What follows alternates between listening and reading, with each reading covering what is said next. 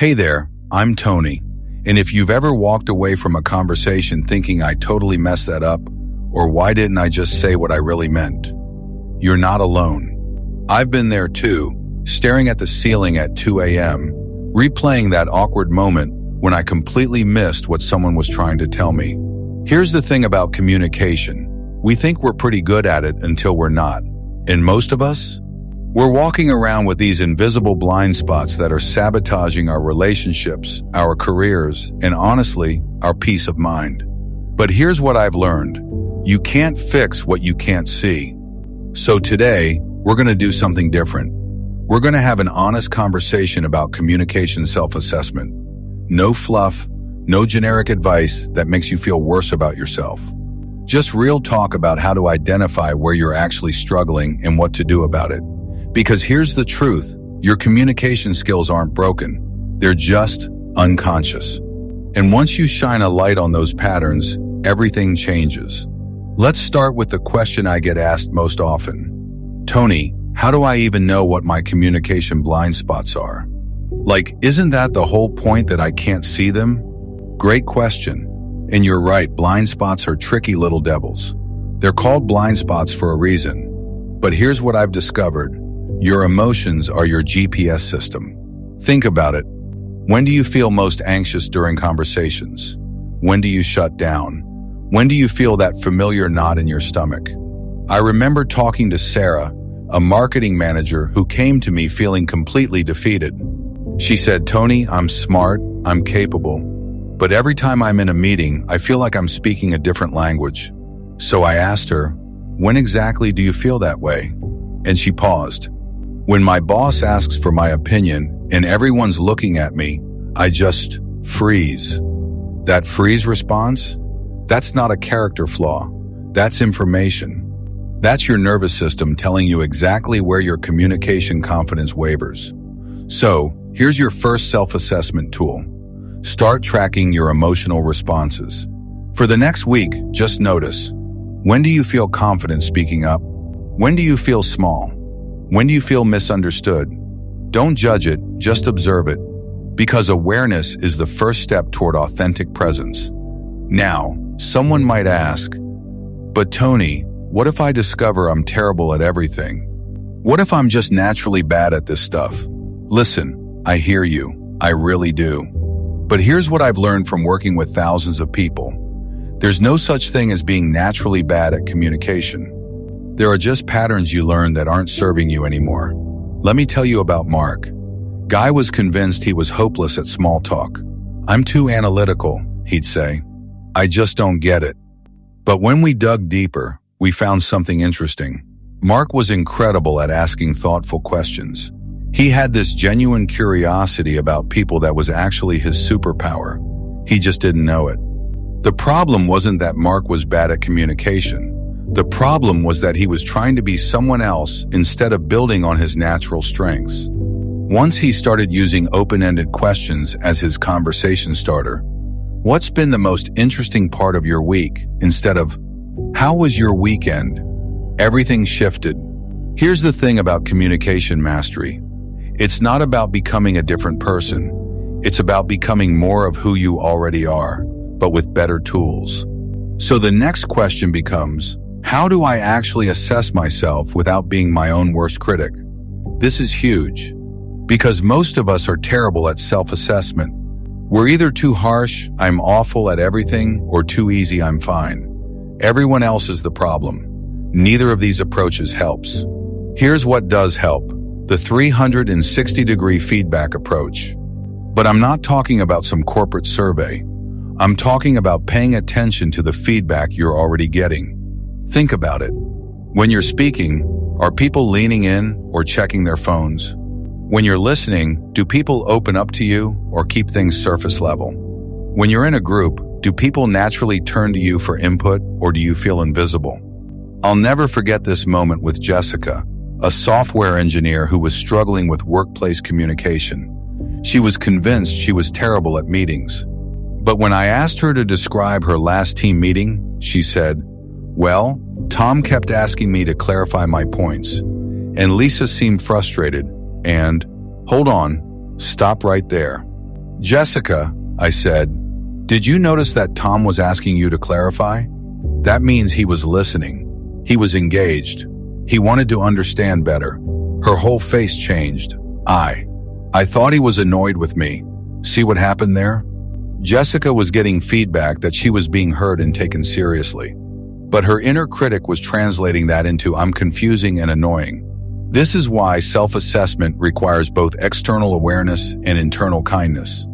Here's a practical exercise. For the next 3 conversations you have, pay attention to just one thing. How do people respond to you? Not what your inner critic says about their response, but what actually happens. Do they ask follow-up questions? Do they share something personal? Do they seem relaxed or tense? This isn't about judging yourself.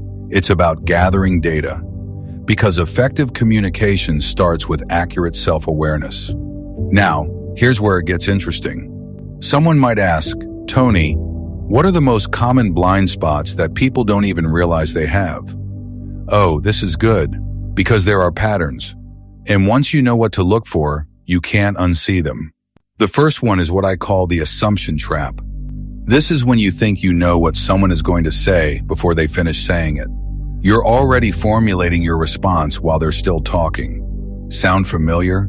I used to do this all the time. I'd be in a conversation, and the moment I heard a few words, I'd think, oh, I know exactly what they're about to say, and then I'd either interrupt or zone out. I thought I was being efficient. Really, I was being arrogant. The thing is, when you're not fully present, people feel it. They feel unheard. They feel dismissed. And then they start pulling back, sharing less, trusting you less. And you're left wondering why your relationships feel so surface. The antidote? Active listening. But not the kind they teach in corporate training. I'm talking about listening with your whole being. Listening not just to respond, but to understand. Listening not just to the words, but to the emotion underneath. Here's a simple test. In your next conversation, try to summarize what the other person said before you add your thoughts. Not just the facts, but the feeling. So it sounds like you're frustrated because, or it seems like you're excited about. Watch what happens. People will literally light up. Because when was the last time someone really heard you? Not just your words, but your heart? The second major blind spot is what I call energy mismatch. This is when your internal state doesn't match your external presentation. You're feeling anxious inside but trying to appear confident. You're feeling hurt but smiling anyway. You're feeling overwhelmed but saying I'm fine. Here's the thing about energy mismatch. People can feel it. Maybe not consciously, but they sense something's off. And when there's a disconnect between what you're saying and what you're feeling, it creates confusion. People don't know which version of you to trust. I worked with David, a team leader who was struggling with his direct reports. He'd come to meetings with this big smile, talking about how excited he was about the new project. But his team wasn't buying it. They seemed hesitant, withdrawn. When we dug deeper, David admitted he was actually terrified about the project. He was trying to be positive and motivational, but his fear was leaking out through his body language, his tone, his energy. His team was picking up on that mismatch and feeling confused about what was really going on. The solution wasn't to hide his feelings better. It was to acknowledge them authentically. Hey team, I'll be honest, this project is challenging and I'm feeling some nerves about it. But I also believe we can figure this out together. Suddenly, his team relaxed. They could work with honest nervousness. They couldn't work with fake confidence. The third blind spot is the fix-it reflex. This is when someone shares a problem and you immediately jump into solution mode. You think you're being helpful. They think you're not listening. I see this especially with folks who are natural problem solvers. Someone says, I'm struggling with my workload, and you immediately launch into, have you tried time blocking? What about delegating? Maybe you should. But here's what the person actually needed: to be heard, to be understood, to feel less alone in their struggle, not to be fixed. This was a huge revelation for me. I spent years wondering why people would pull back when I was trying to help. Finally, my friend Lisa called me out. Tony, Sometimes I just need you to say, "That sounds really hard," before you tell me what to do. Game changer. Now, when someone shares a challenge, I pause. I breathe. I reflect back what I'm hearing. That sounds overwhelming. That must be frustrating. You're carrying a lot right now. And then, and this is key, I ask, what would be most helpful right now? Do you want to brainstorm solutions, or do you just need someone to listen? Watch how this simple question transforms your relationships. Because when people feel heard first, they're actually more open to solutions later. All right, so now someone might be thinking, "This is all great, Tony, but how do I actually work on these blind spots without getting overwhelmed?" I get it. Self-improvement can feel like trying to renovate your entire house while you're living in it. But here's the secret. You don't have to work on everything at once. In fact, you shouldn't. Pick one thing, just one. Maybe it's practicing active listening in your next 3 conversations. Maybe it's noticing when you interrupt. Maybe it's asking what would be most helpful, instead of jumping into fix-it mode. The goal isn't perfection, it's progress. It's building communication confidence one conversation at a time. I think about my friend Rachel, who realized she had a habit of dominating conversations. She was smart, passionate, and loved sharing ideas. But she noticed people were starting to avoid her at networking events. So she made one simple change. She started asking more questions than she answered. What's your take on that? How did you come up with that idea? What's been your experience with?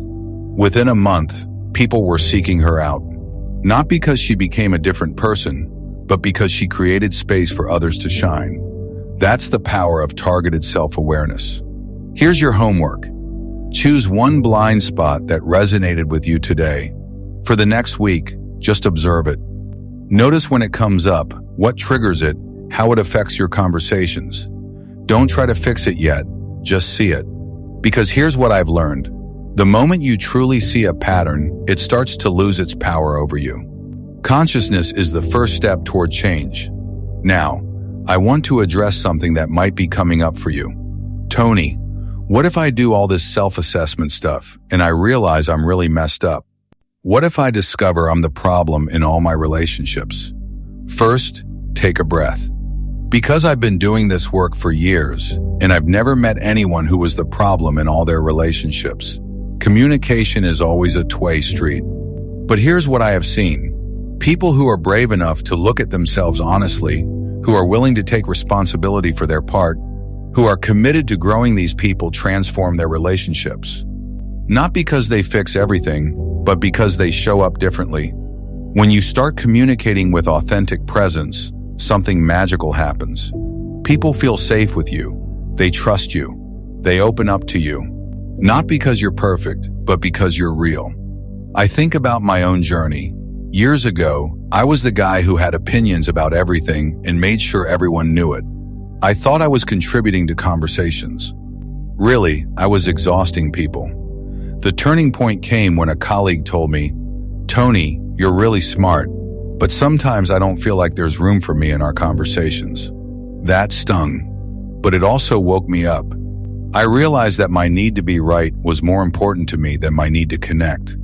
And that's a lonely way to live. So I started practicing what I call curious communication. Instead of sharing my opinion first, I started asking questions.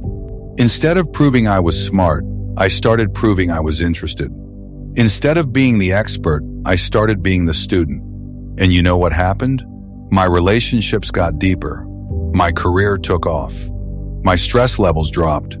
Because when you stop trying to impress people and start trying to understand them, everything changes. Here's the thing about communication skills. They're not about becoming someone else. They're about becoming more of who you already are, but with better awareness, better tools, and better intentions. So as we wrap up, let me ask you this. What's one small change you could make today that would improve how you connect with others? Maybe it's putting your phone away during conversations. Maybe it's asking better questions. Maybe it's simply slowing down and really listening. Whatever it is, start there. Because your relationships are waiting for the real you to show up. And when you do, when you communicate with genuine presence and authentic care, you'll discover something beautiful. You're not behind. You're not broken. You're just getting started. I'm Tony, and I believe your story is just getting deeper. Thanks for listening, and I'll see you in the next one.